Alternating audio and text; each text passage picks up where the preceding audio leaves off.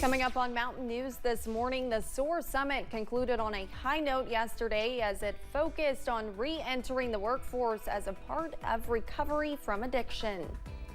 Plus, Letcher County Central High School is helping students invest in their future and credit. Dedicated to Eastern and Southern Kentucky, this is WYMT Mountain News this morning. Good morning, I'm Olivia Calfee. The time is 6:32 on October 5th. Now let's check in with Chief Forecaster Brandon Robinson for a look at your forecast this morning. And Brandon, a little bit of fog outside, maybe not too much though. No. And some clouds later today. Yes. That's all I have to say. That's basically the whole forecast. I mean, until later, we're going to see that big time cold front come through here. So we're going from the 70s to the 50s by the weekend. So yeah, there you go. All right, let's get into the forecast this morning. We started I-75 near London. Love this camera view. Hopefully they'll leave that there. You can see kind of the exit sign in the distance. Beautiful shot during the daytime. There's just not a whole lot of lights on this stretch of the interstate, but there's a lot of cars traveling, so it always helps. So again, 59 down that way, 58 Manchester, 65 Jackson, 65 Pikeville, 65 Monticello, 63 Harlan, 61 in Y, 60 Irvin. Hadn't mentioned them yet this morning. 64 in Moorhead, 52 in Clintwood. Getting a little cooler over that way. And then, of course, 61 in Somerset. Out the door forecast, we're going to be seeing those clouds increase pretty quickly this morning. Dry conditions, though, until later today, maybe even tonight. We'll keep you posted on that and track the rest of that forecast coming up in just a little bit. Olivia? All right, thank you, Brandon. A Laurel County woman is facing multiple charges following a traffic stop. Officers with Corbin PD determined the driver, 39-year-old Jennifer Grubb of London, was in possession of suspected meth, marijuana, and drug paraphernalia. Grubb and another person in the vehicle not named had active warrants for their arrest. A man is behind bars after he was found with meth. Last week, officers with the Laurel County Sheriff's Office arrested Swade S. Smith at a business on Kentucky 229 after receiving a complaint about him being passed out on a moped. During an investigation, officers determined Smith was under the influence of a controlled substance, and a crystal substance suspected to be meth was found. He was taken to the Laurel County Correctional Center. Wednesday was a busy morning for firefighters in Mingo County, West Virginia. In a post on social media, the city of Williamson's mayor posted about a fire that broke out at a building on 4th Avenue around 7:30 a.m. Firefighters from the Williamson Fire Department, along with other volunteer fire departments, responded. The crews were able to put the fire out quickly. One person was inside the area where the building caught fire and managed to get out safely. The SOAR Summit was back in the Corbin Arena for the second and final day. Day 2 included a panel of professionals who work together with their organizations and others in the community to fight stigmas against those with substance use disorders. WYMT's Madison Carmouche has more.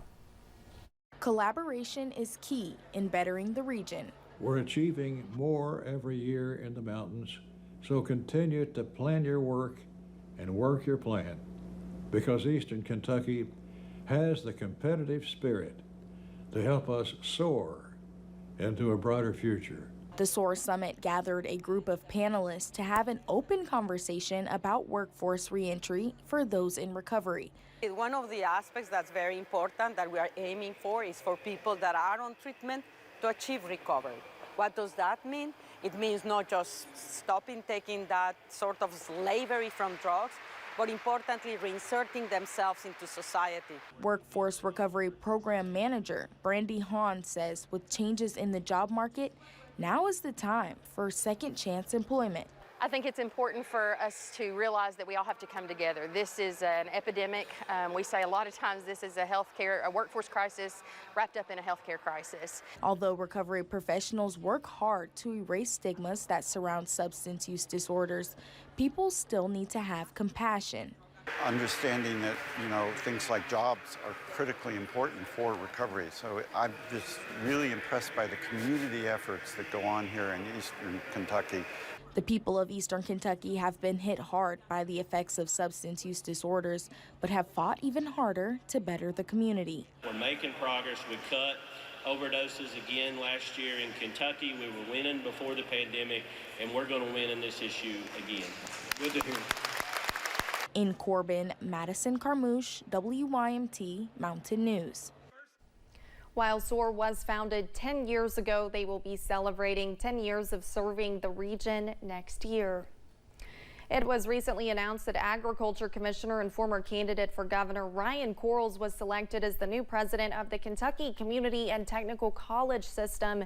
Quarles spoke at the SOAR Summit and gave some insight on what he wants to do to better the college system. He says the KCTCS is a beginning point for many Kentuckians' futures, no matter their background, and he wants people to understand that.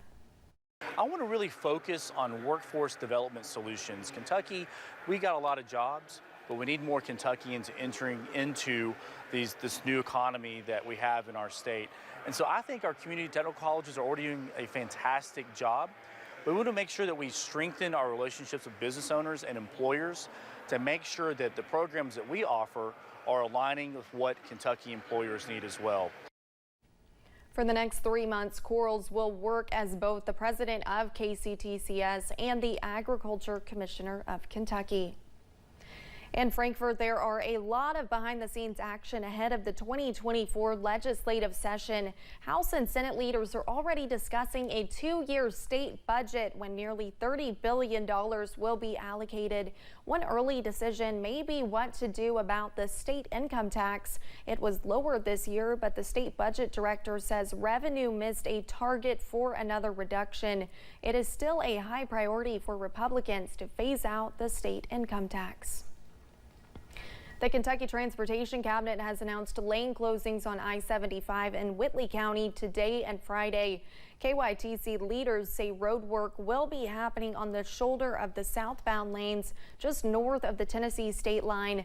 Maintenance is scheduled to occur between 7 a.m. and 5 p.m. today and Friday. Drivers are urged to be careful in that area and be alert for highway workers. And a traffic alert for those in Powell County from October 13th through the 16th. Kentucky 2026, also known as Pompey Road in Clay City, will be closed at mile marker .1.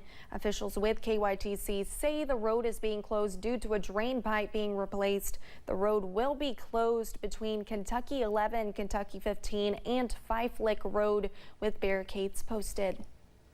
And folks driving US 23 in Pike County will notice lane closings and traffic pattern changes starting today. The Kentucky Transportation Cabinet is preparing for bridge work in the Shelby Valley area near Sukey's Creek. Crews will be making repairs to the median and concrete on the bridge.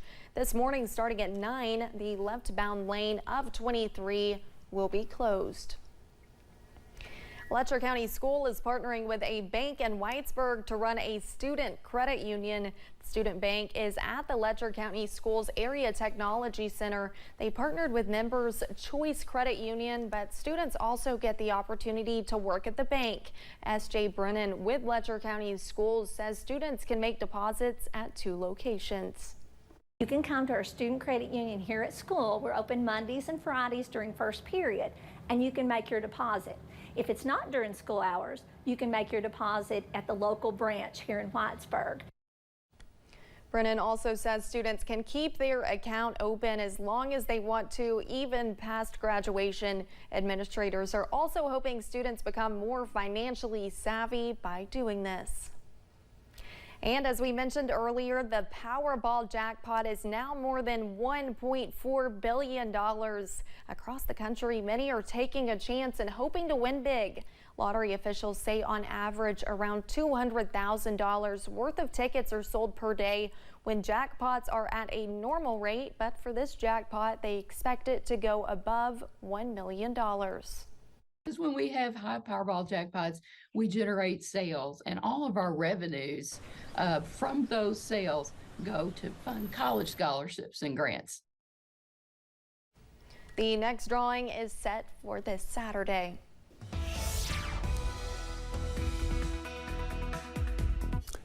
Might be time to buy a ticket. We'll have to wait and see about that one. All right, 6:41 here on this Thursday morning. We're looking at Hazard from the studios here. Not too much fog up here this morning. Usually it's up here, not at Triangle Park, which is our other camera here in Hazard, but you see not too much going on. 57 at 57. We're looking at 65 in Pikeville, 65 Jackson, 65 Monticello. Those are our warm spots this morning, but there's a lot of 60s out there. 52 in Clintwood, one of the cooler spots across our region. Now we'll take a look at our headlines now. Here's what we got. Front is approaching. It'll be here later tonight, tomorrow. Cooler and breezy weekend, and fall finally settles in. So it's coming. Hope you're ready for it. No more warm days. Well, at least no more summer-like days in the near future. Olivia? Thanks, Brandon, and thank you for joining us. The time is now 6:42. Still to come on Mountain News this morning. Tens of thousands of healthcare workers walked off the job in the largest healthcare strike in American history.